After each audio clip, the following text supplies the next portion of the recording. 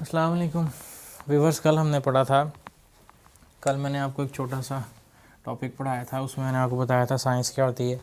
थोड़ा सा दोबारा देख लें। साइंस होती है बेटे everything which the knowledge which we gain through observation and then experimentation. उसमें मैंने आपको बताया ऑब्जर्वेशन क्या होती है और एक्सपेरिमेंटेशन क्या होती है। उसके बाद फिर हमने पढ़ा कि ये किस तरह साइंस जो है वो चलते चलते चलते चलते फिज़िक्स पे आगे पहुंची। ठीक है। अच्छा बेटे, आज हमने फ़िज़िक्स के एडवांटेज यानी कि फ़ायदे पढ़ने हैं। ठीक है। वैसे फ़िज़िक्स होती क्या है, आपकी बुक में लिखा है in physics we study about matter and energy. यानी कि इन दो चीज़ों के बारे में हमने पढ़ना। ये बात मैंने कल भी बताई थी कि फ़िज़िक्स के अंदर हम सिर्फ दो चीज़ों के बारे में पढ़ते हैं, अबाउट मैटर एंड एनर्जी, और एक और चीज़ एंड देयर रिलेशनशिप या इंटरेक्शन लिख लें। ठीक है जी। तो इसका हमने ये पढ़ा था कल के ये फ़िज़िक्स होती है। अच्छा बेटे, डेफिनेशन जब भी आपने याद करनी है तो एक बात जहन में रखना है कि डेफिनेशन में कोई वर्ड भी ऐसा ना हो जिसका मतलब आपको अच्छी तरह से समझ ना आया हो। ठीक है। अब मैटर के बारे में आपको पता है बेटे, everything which has mass and occupy space. ठीक है, उसको हम मैटर कहते हैं। एनर्जी क्या है? एनर्जी बेटे बहुत सारी फॉर्म में हो सकती हैं, ये हम आगे इंशाल्लाह फिज़िक्स में पढ़ेंगे जाके। एनर्जी में थोड़ी सी बात बता देता हूँ एनर्जी क्या होती है। बेटे हमें कोई भी काम करने के लिए, ये किसी जिस्म को भी कोई काम करने के लिए एनर्जी की ज़रूरत होती है। फॉर एग्ज़ाम्पल, मैंने चलना है तो चलने के लिए मुझे एनर्जी की ज़रूरत होगी। और वो एनर्जी कहाँ से आएगी? जो खाना मैं खाऊंगा। या मोटरसाइकिल आपने चलानी है तो उसको भी एनर्जी की ज़रूरत है, तो उसके पास एनर्जी कहाँ से आएगी? जो पेट्रोल आप उसमें डालेंगे वहाँ से आएगी। तो ठीक है जी, ये एनर्जी होगी। और इंटरेक्शन का मतलब है उनका आपस में ताल्लुक़, जब वो आपस में टकराते हैं मैटर और एनर्जी, तो आगे कोई नई चीज़ क्या बनती है, या दोनों का आपस में ताल्लुक़ क्या है। अच्छा, अब एक और चीज़ जो आज हमने डिस्कस करनी है,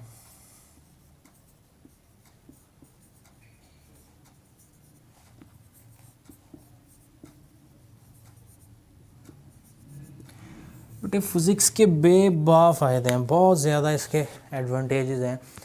तो आप अपनी रोज़मर्रा ज़िंदगी में, आप इस वक्त जहाँ भी बैठे हैं, अपने इर्द गिर्द नज़र दौड़ा के देख लें, आपको बहुत मुश्किल से कोई चीज़ ऐसी मिलेगी जिसके अंदर फ़िज़िक्स का इस्तेमाल ना हो। वाशरूम में बैठ के आप टूटी भी खोलते हैं तो बेटे वो भी फ़िज़िक्स है। ठीक है, वो भी आपको टूटी फ़िज़िक्स ने बना के दी है। और इसमें आप ये देखें, हमारे एक टीचर होते थे, वो कहते होते थे कि बेटे फ़िज़िक्स ने आपको बादशाह बना दिया। तो सारे परेशान होंगे, बादशाह किसने बना दिया? हम तो घर जाके वही घर जाते हैं, उसी घर में जाते हैं, वही रोटी जो अम्मी बना के देती हैं। तो बादशाहों की ज़िंदगी तो और थी। तो सर ने हमें 2-3 एग्जांपल दिए। फ़लाँ बादशाह था जी, एक बादशाह था, वो पानी जो ना वो मटके में ठंडा करके पीता था, और इसको इस बात पे बड़ा गर्व था कि मैं ठंडा पानी पीता हूँ, बाकी सारे गर्म। तो आज अगर उस बादशाह के सामने आपके फ्रीज़र से निकला हुआ एक गिलास पानी गर्मियों में पेश किया जाए तो फिर वो तो कहेगा जी मैं तो कोई बादशाह नहीं, आप बादशाह तो आप ही हैं। उसके बाद आपने देखा होगा अक्सर फिल्मों में वो जनाब गर्मियों के अंदर बादशाहों के पीछे वो बड़े बड़े खड़े होते हैं पंखे लेके, वो उनको हवा कर रहे होते हैं। तो उन्हें इस चीज़ पे बड़ा फ़ख्र होता था, जी हम हवा में बैठे हैं, बाकी कोई भी हवा किसी को भी नहीं आ रही, हमें आ रही है, हमें ये हवा दे रहे हैं। तो अगर आज उस बादशाह को लाकर आपके एयर कंडीशनर यानी कि एसी के सामने बिठाया जाए तो वो तो कहेगा जी बादशाह तो आप हो। तो ये सारी जो हैं किसकी वजह से हमें चीज़ें मिली हैं? फ़िज़िक्स की वजह से। फ़िज़िक्स ने हमारी ज़िंदगी को बहुत आसान बना दिया है। अगर हमने पहले सफ़र करना होता था पुराने, ये सारे मैं आपको फ़ायदे बता रहा हूँ बेटे, आप इसको लिख लें, वही एडवांटेज ऑफ फ़िज़िक्स है। ठीक है। पहले दौर में हम सफ़र करना होता जनाब, कई कई दिन, कई कई हफ़्ते, कई कई महीने लग जाते थे। और घोड़े पर सफ़र करना जनाब, घोड़ा भागता तो जाहिर सी बात है आपने भी हिलना है, आपके पट्ठों किसी को बीमारी हो जाती है, किसी के मोरे हिल जाते हैं, कुछ हो जाता है। तो आज फ़िज़िक्स ने आपको जनाब बड़ी बेहतरीन किस्म की गाड़ियाँ, लग्जरी गाड़ियाँ बना के दी हैं, जिसमें अंदर आप 18-18 घंटे भी सफ़र कर लो तो आपको थकावट होती है, लेकिन इस तरह की नहीं होती कि अगर आप 18 घंटे घोड़े पर सफ़र करो तो उस तरह की थकावट नहीं होती। तो वो किसने दी आपको? फ़िज़िक्स ने गाड़ी बना के दी। अच्छा, सबसे बड़ा जो फ़ायदा इस दौर में मुझे लगता है ना, फ़िज़िक्स ने आपको मोबाइल बना के दी। मोबाइल देखें बेटे, आप एक छोटा सा डिवाइस है, आप दुनिया भर में किसी से भी उससे कनेक्ट हो सकते हैं। पूरी दुनिया में क्या हो रहा है क्या नहीं हो रहा, आपको छोटा सा मोबाइल जो है वो सारा कुछ बता सकता है। उसमें आप कैलकुलेटर यूज़ कर लें, उसमें आप टाइम देख लें, उसमें आप अलार्म लगा लें, उसमें रिमाइंडर लगा लें, जो मर्ज़ी लगा लें, तो वो सारा फ़िज़िक्स ने बना के दिया आपको। तो ये सारे बेटे इसके फ़ायदे थे, और भी बहुत सारे फ़ायदे हैं आपके भी दिमाग में आ रहे होंगे, आप उन्हें लिखें।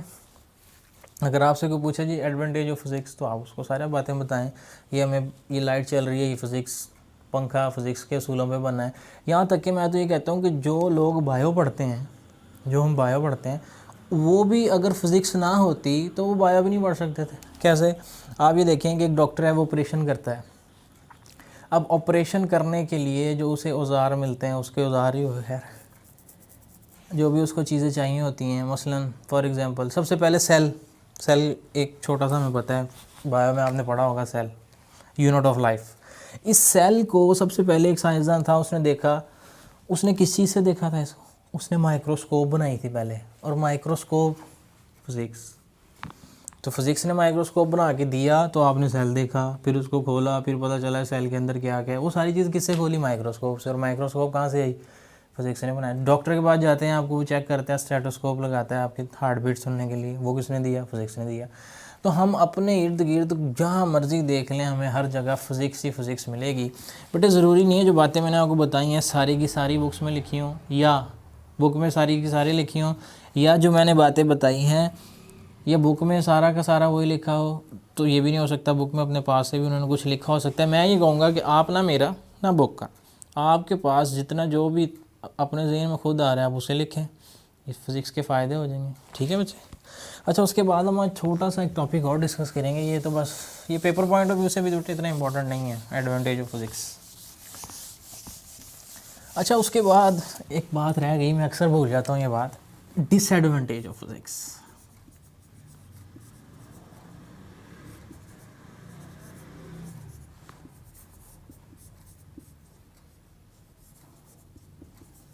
हम फिज़िक्स पढ़ रहे हैं और उसी की बुराइयां कर रहे हैं।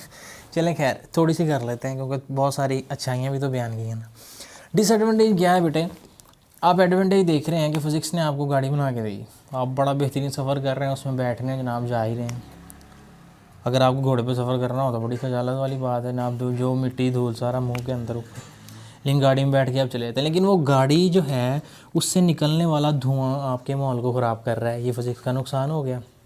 ये फ़िज़िक्स ने हमें नुकसान भी पहुंचाया ना। फिर अब आप सुकून से, अब बीमार हैं, आप घर में सो रहे हैं, भाई से गाड़ी गुजर रही है, पा पा पा पा हॉर्न देती हुई जा रही है, तो इसने हमें डिस्टर्ब भी किया, ये भी फ़िज़िक्स का नुकसान है। और एक और जो नुकसान है, फ़िज़िक्स ने हमें डेडली वेपन बना के दिए। वेपन का मतलब होता है बेटे हथियार।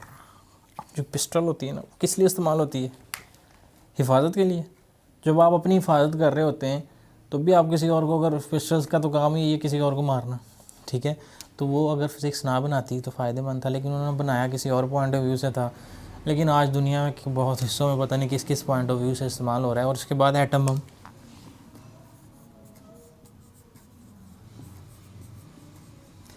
एटम बम जो है ये फिज़िक्स ने बनाया। ठीक है, पाकिस्तान ने एटम बनाया, हमारे लिए खुशखबरी है जी, वाह जी वाह, पाकिस्तान ने एटम बनाया। लेकिन जब खुदा ना खास्ता एटम बम चलेगा, पाकिस्तान अपनी मर्ज़ी चलाए या खुद ही चल जाए, खुद ही तो खैर चलने वाला नहीं है, पाकिस्तान अपनी मर्ज़ी चलाया कहीं पे, अब वहाँ पे क्या होगा?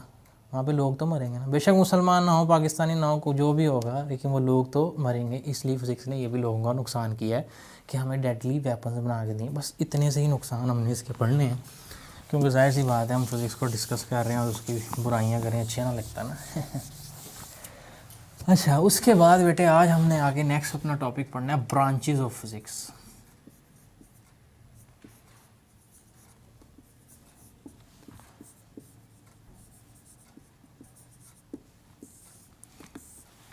ब्रांचेस ऑफ फिज़िक्स, मैंने कल आपको बताया था कि ब्रांचें बनती क्यों हैं। बट ब्रांच इसलिए हम बनाते हैं कि जब एक ही जगह पे बहुत सारा नॉलेज इकट्ठा होना शुरू हो जाए, तो उस नॉलेज को डिस्ट्रीब्यूट करने के लिए हमें उस चीज़ की, उस नॉलेज की ब्रांचें बनानी पड़ती हैं। जिस तरह आपको पता है कि पहले सिर्फ एक ही टॉपिक था जिसमें जो भी साइंस हो उसमें हम ला के डाल देते थे, नेचुरल फ़िलासफ़ी। लेकिन वो नॉलेज की ज़्यादती की वजह से, एक्सेस ऑफ नॉलेज की वजह से, हमने उस नेचुरल फ़िलासफ़ी को दो हिस्सों में, दो ब्रांचेस में डिवाइड किया था। एक को हमने फिज़िकल साइंसेस कहा था, एक को हमने बायोलॉजिकल साइंसेस कहा था। ये सारी बातें मैंने कल की वीडियो में बताई हुई हैं आपको, जिसने नहीं देखी वो वीडियो देख ले। अच्छा, अब क्या हुआ बेटे, जब जिस तरह ये इसकी एग्जांपल इसी तरह, जिस तरह आप एक घर में रहते हैं, आप एक थोड़ी सा पहले जाएँ तो अपने पापा से पूछें, जिनसे भी, तो सारे वो घर में इकट्ठे रहते थे। फिर क्या हुआ जनाब, सबकी आपके चाचुओं की, ताया की, सबकी शादियाँ शुदियाँ होंगी, तो अब एक घर में गुजारा तो नहीं ना होगा। तो फिर हम क्या करेंगे, एक और ब्रांच यानी कि एक और घर लेंगे, उसमें आपके पापा शिफ्ट हो गए, अब उनके बच्चे हो गए, तो वो भी सारे ज़ाहिर सी बातें बड़े होंगे, तो फिर भी आपको उस घर में गुजारा नहीं होगा, फिर नेक्स्ट आपको भी ब्रांच यानी कि नया घर लेना ही पड़ेगा। तो फिज़िक्स की भी बेटे बहुत ज़्यादा नॉलेज की वजह से बहुत सारी शाखें बनी, बहुत सारी ब्रांचेस बनी, जिसके अंदर पहली है जी मैकेनिक्स।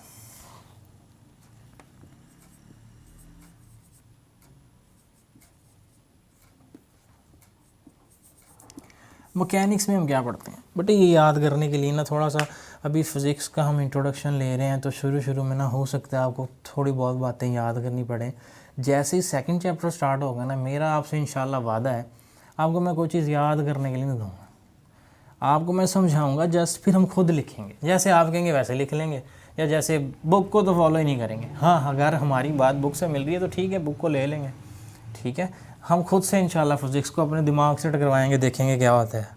लेकिन ये पहला चैप्टर है, इसमें आपको थोड़ा बहुत शायद कुछ याद करना पड़ जाए। मैकेनिक्स क्या होता है बेटे, ये फिज़िक्स की ऐसी ब्रांच है जिसके अंदर हम मोशन के बारे में पढ़ते हैं।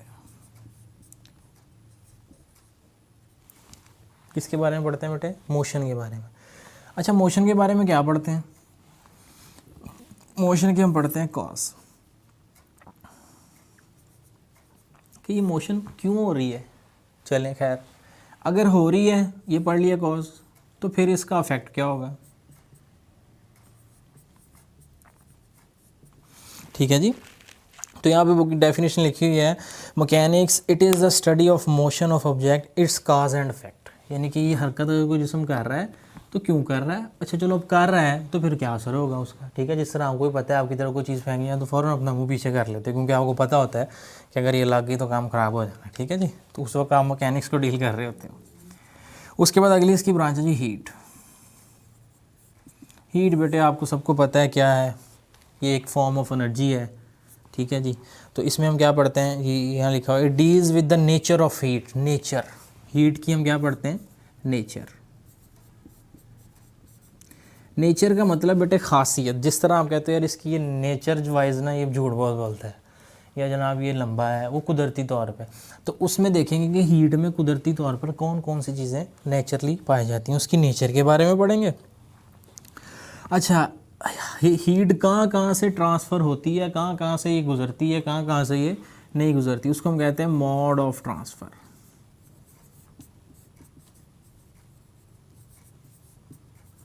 और नंबर 3 इसका भी हम फैक्ट पढ़ेंगे। ठीक है जी, तो हमने क्या पढ़ना है, heat, it deals with the nature of heat, modes of transfer and effect of heat. ठीक है जी, तो उसमें हम ये पढ़ेंगे। उसके बाद हमारी थर्ड ब्रांच है साउंड। हमारी नहीं, सॉरी, फिजिक्स की ब्रांच है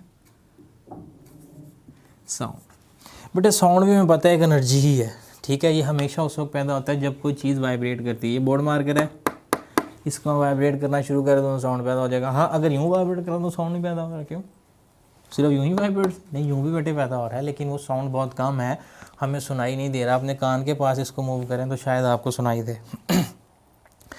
अच्छा जी, यहाँ पे लिखा हुआ है, कहता है deals with the physical aspects of sound waves with their production and properties and application, यानी कि physical aspects of sound wave हम इसमें पढ़ेंगे कि साउंड वेव्स कि इसकी भी एक किस्म की प्रॉपर्टीज़ ही पढ़ेंगे। फिजिकल एस्पेक्ट्स का मतलब होता है बेटे कि वो आले जिनसे हम आवाज़ को देख सकते हैं। फॉर एग्जांपल आप देख तो नहीं सकते, स्टेटोस्कोप से यूज़, अगर आपने किसी की हार्ट बीट सुननी हो, स्टेटोस्कोप लगाओ, उसकी हार्ट बीट सुन लो, ठीक है, हमें पता चल जाएगा ये अंदर दिल धड़क रहा है। या कोई भी चीज़, सिर्फ दिल की धड़कन सुनने के लिए स्टेटोस्कोप यूज़ नहीं होता, और भी आपका जिससे अंदर हम सांस लेते हैं तो हमारा लंग्स भी वाइब्रेटरी मोशन करता है, जिसकी वजह से वहाँ पर भी साउंड है, वो भी सुन सकते हो। उसके बाद इसकी प्रोडक्शन के बारे में पढ़ेंगे। अभी हमने पढ़ लिया प्रोडक्शन, साउंड कैसे प्रोड्यूस होता है, जब कोई जिसम वाइब्रेट करता है। ठीक है, खैर, production and application.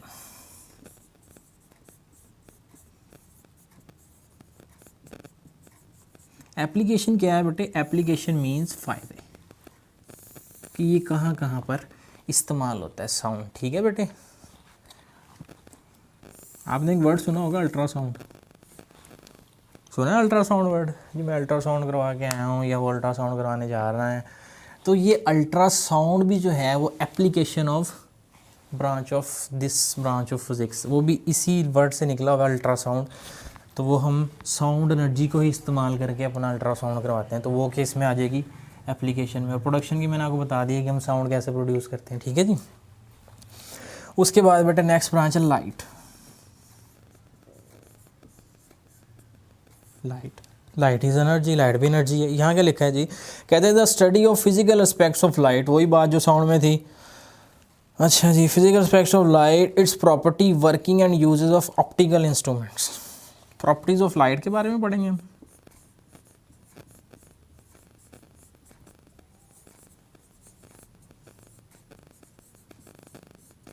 Properties of light के बारे में पढ़ेंगे और use of optical instruments.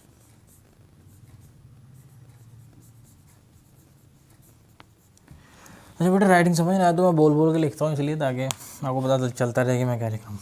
Light के अंदर हम पढ़ेंगे प्रॉपर्टीज़ ऑफ लाइट। प्रॉपर्टीज़ का मतलब भी नेचर ऑफ लाइट में भी आ सकता है कि इसकी खासियत क्या है। आप देखें लाइट की रोशनी में पता है कोई हाथ रख दूँ या कोई चीज़ रख दूँ तो फ़ौरन बोर्ड पर उसका साया, तो हमें पता चल रहा है कि जब लाइट के रास्ते में कोई चीज़ आती है तो वो ये नहीं कि यार मेरे हाथ के ऊपर से होकर बोर्ड पर जाएगी, नहीं, वो वहीं पे ख़त्म हो जाती है, मेरे हाथ तक ही जाती है, इसको क्रॉस नहीं कर सकती। तो ये इसकी प्रॉपर्टी, इस तरह की जितनी भी प्रॉपर्टीज़ हम पढ़ेंगे तो हम किस ब्रांच में पढ़ेंगे, लाइट। ये ब्रांच किसकी है बेटे, फिज़िक्स की। फिज़िक्स किसकी ब्रांच है, फिजिकल साइंसेज की। और फिजिकल साइंसेज किसकी ब्रांच है, नेचुरल फिलोसफी की। ठीक हो गया जी, समझ लग रही। अच्छा, उसके बाद नेक्स्ट हम ब्रांच की तरफ चलते हैं जी अपनी। लाइट के बाद इलेक्ट्रिसिटी एंड मैग्नेटिज्म।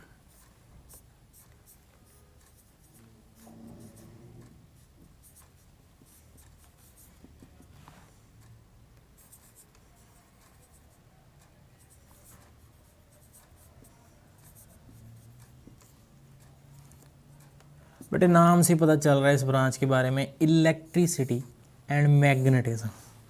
इलेक्ट्रिसिटी का सबको पता है, चार्ज, ये जो घरों में बिजली आती है ये भी फ्लो ऑफ चार्ज, करंट को कहते हैं। खैर, इलेक्ट्रिसिटी क्या है, चार्ज के बारे में पढ़ते हैं। और चार्ज का और मैग्नेटिक यानी कि मकनातीस का आपस में क्या रिलेशन है, देखेंगे इन्होंने क्या लिखा है, it is a study of charge at rest. Charge के बारे में पढ़ते हैं हम, किसके बारे में, दो हालतों में पढ़ते हैं, जब वो रेस्ट में हो, नंबर 2 जब वो मोशन में हो। वैसे आपको बता दूं मैं, जब चार्ज मोशन में हो तो उसको करंट कहते हैं, ठीक है। तो खैर यहाँ पे उसने थोड़ी सी टर्म और यूज़ की है, कहता है in this branch of physics वो study about charge in rest और इन मोशन। आगे, their effect and their relation with magnetism, और इसके चार्ज के अफेक्ट्स भी पढ़ेंगे।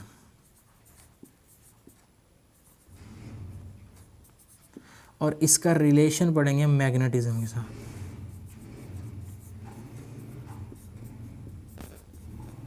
मैग्नेटिज्म का पता है वो मकनातीस, ठीक है, उसका चार्ज के यानी कि करंट के साथ। करंट कौन सा है बेटे, जब कोई चार्ज मोशन में होता है तो वो करंट बन जाता है, रेस्ट में है तो वो चार्ज ही है। ठीक हो गया। अच्छा जी, अगली ब्रांच है एटॉमिक फिजिक्स। कौन सी जी, एटॉमिक फिजिक्स।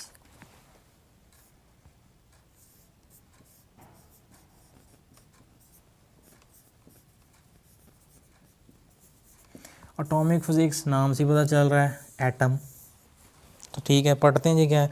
कहते हैं study of structure and properties of atom. लो जी, एटम की दो चीज़ें, एक स्ट्रक्चर,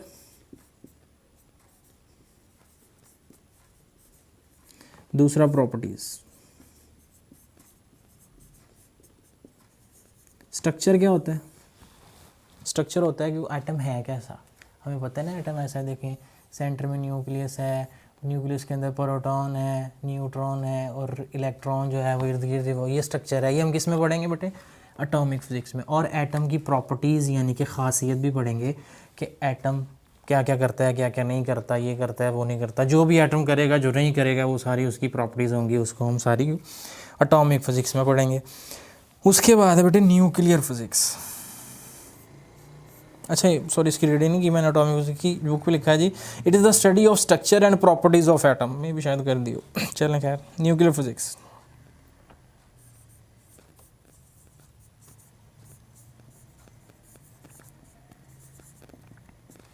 न्यूक्लियर फिजिक्स, बेटे नाम से ही पता चल रहा है न्यूक्लियस, न्यूक्लियर से नाम ही निकला है न्यूक्लियर फिजिक्स। पढ़ते हैं जी। कहते हैं deals with the properties and behaviour of nuclei. किसकी जी? प्रॉपर्टीज,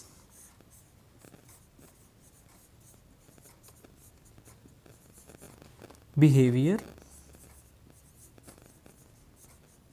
बेटे बिहेवियर हो जाए, नेचर हो जाए, प्रॉपर्टीज हो जाए, ये सारी एक ही बात है, ठीक है। बिहेवियर, अब हमने उसका कौन सा बिहेवियर, रूड बिहेवियर, वो वाली बात नहीं कर रही, ठीक है। तो प्रॉपर्टीज़ भी लिख सकते हैं, कोई मसला नहीं है। अच्छा जी, वो कहता है जी it deals with the properties of nuclei and particles within the nuclei, यानी कि इस न्यूक्लियस के अंदर जो पार्टिकल्स हैं, हमें पता है अगर ये न्यूक्लियस है तो इसके अंदर न्यूट्रॉन होते हैं और प्रोटॉन होते हैं और इलेक्ट्रॉन बाहर रिवॉल्व कर रहे होते हैं, ठीक है। तो अंदर विद इन द न्यूक्लियस, इसकी भी प्रॉपर्टीज़ हम किस में पढ़ेंगे बेटे? न्यूक्लियर फिजिक्स में, ठीक है। न्यूक्लियस के अंदर जो न्यूक्लियाई हैं, न्यूट्रॉन और प्रोटॉन, उसके बारे में और इस पूरे न्यूक्लियस के बारे में हम किस कहाँ में पढ़ेंगे जी? न्यूक्लियर फिजिक्स में, न्यूक्लियर फिजिक्स। उसके बाद है प्लाज्मा फिजिक्स।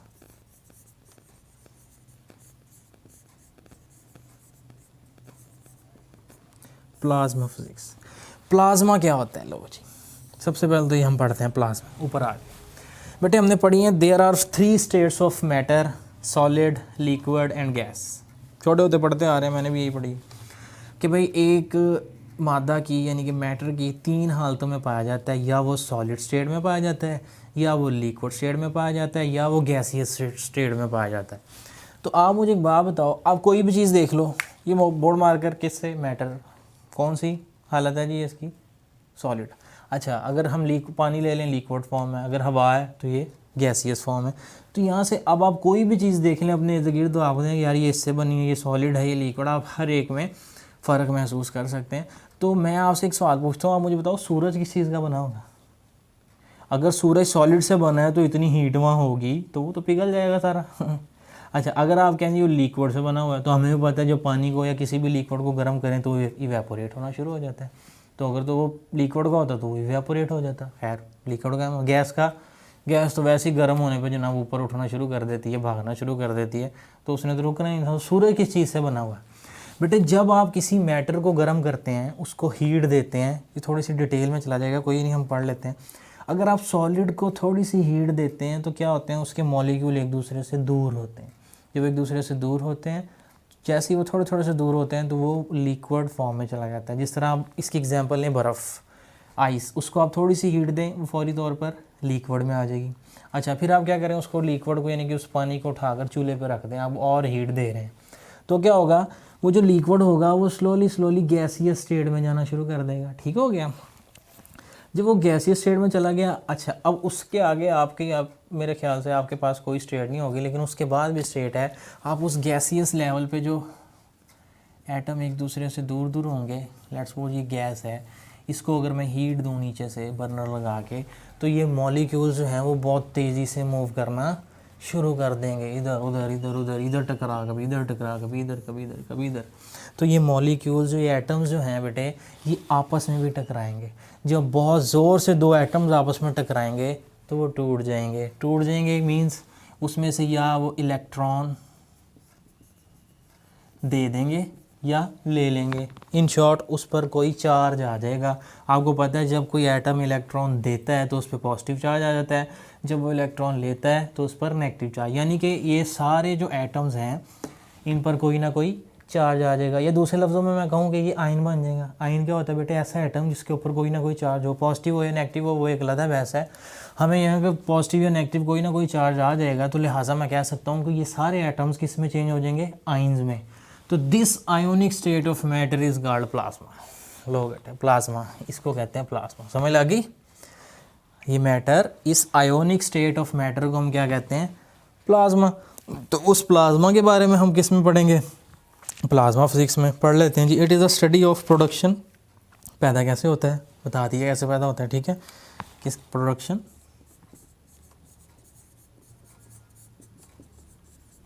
नंबर 2, और क्या है? प्रॉपर्टीज़। वही प्रॉपर्टीज़ वाली बात तो तकरीबन हर ब्रांच में ही कर रहे हैं वो। Properties of ionic state of matter, the fourth state of matter, ठीक है। अब आपको चौथी स्टेट भी पता लग गई, solid, liquid, gas and plasma. उसके बाद बेटा लास्ट हमारी ब्रांच है जियोफिजिक्स। जियोफिजिक्स क्या होता है बेटे? जियो का मतलब क्या होता है? जियो न्यूज़ जियो न्यूज़ है हमारे पास। जियो का बेटे असल में मतलब होता है ज़मीन, अर्थ। जियो न्यूज़ मीन ज़मीन की खबरें। खैर वो सियारों को भी दे देते हैं इसमें हम पढ़ेंगे बेटे, जाहिर सी बात है जियो फिजिक्स है, अर्थ के बारे में पढ़ेंगे। It is a study of internal structure of earth. Internal अंदर वाला स्ट्रक्चर बता दिया, क्या होता है स्ट्रक्चर के, उसका ढांचा कैसा है, ठीक है। इंटरनल स्ट्रक्चर ऑफ जियो या अर्थ, ठीक हो गया बेटे। लो बेटे आज हमने ब्रांचेस ऑफ फिज़िक्स पढ़ ली, तो आपको अब अकेली आगे जब हम मैं इसमें और आगे जाएंगे ना फिज़िक्स में, तो हम इस आगे मैकेनिक्स की भी ब्रांचें पढ़ेंगे, हीट की भी आगे ब्रांचेस हैं, तो खैर वो खुलती चली जाएगी फिज़िक्स इंशाल्लाह हमारे साथ। तो ये आपने थोड़ा सा बेटे याद करना है, पढ़ना ही है, थोड़ा बहुत याद कर लेना। मैकेनिक्स में हमने मोशन के बारे में पढ़ना है, उसके कॉज और उसके इफेक्ट, ठीक है। अच्छा हीट के अंदर हमने पढ़ना है जी nature of heat, modes of transfer and effect of heat के बारे में पढ़ना है। साउंड क्या है, इन साउंड वो study about production and application of sound waves, ठीक है जी। उसके बाद light, in light we study about the properties of light and use of optical instrument. Optical instruments का मेरा ख्याल आपको मैंने बताया नहीं बेटे, जो हम ये ग्लासेस यूज़ करते हैं या माइक्रोस्कोप के अंदर लेंस लगा, या वो बाइनिकुलर दूरबीन, ठीक है, या एक टेलीस्कोप होता है जो वो मौलाना साहब इस्तेमाल करते हैं चाँद देखने के लिए। उसके बाद इलेक्ट्रिसिटी एंड मैग्नेटिज्म। इलेक्ट्रिसिटी नाम ही बिजली, ठीक है, तो बिजली करंट कहाँ है जी? चार्ज को कहते हैं। कब कहते हैं? जब वो मोशन में हो। खैर कहते हैं it is the study of charge, कब? When it is rest and in motion, its effect और इसके असरात। जाहिर सी बात है सोच में उंगली दें तो असरात तो नहीं, उस असरात के बारे में पढ़ेंगे हम। और मैग्नेटिज्म, उसका मकनातीस से रिलेशन भी पढ़ेंगे कि आपस में क्या रिलेशन। एटॉमिक फिजिक्स, ठीक है, नाम से पता चल रहा है atomic, it is the study of structure and properties of atom. उसके बाद न्यूक्लियर फिजिक्स, न्यूक्लियर नाम से पता चल रहा है nucleus, it is the study of properties behaviour of nuclei and the particles into the nucleus, यानी कि उसके अंदर जो पार्टिकल्स हैं उसकी भी स्टडी। उसके बाद प्लाज्मा फिजिक्स, प्लाज्मा को बड़ी डिटेल से मैंने बता दिया बेटे, प्लाज्मा होता क्या है, आयनिक स्टेट ऑफ मैटर होती है, आयन बनते कैसे हैं। खैर तो it is the study of production, पैदा कैसे होता है, and properties of ionic state of matter. Last one है जियो फिजिक्स। जियो का मतलब बेटे होता है ज़मीन, और it is the internal structure of earth is called Jio physics. तो ये बेटे हमारी आज फिजिक्स की ब्रांचेज हो गई थी। इंशाल्लाह कल हम आगे नेक्स्ट अपना टॉपिक पढ़ेंगे। आज के लिए इतना ही, अल्लाह हाफ़िज़।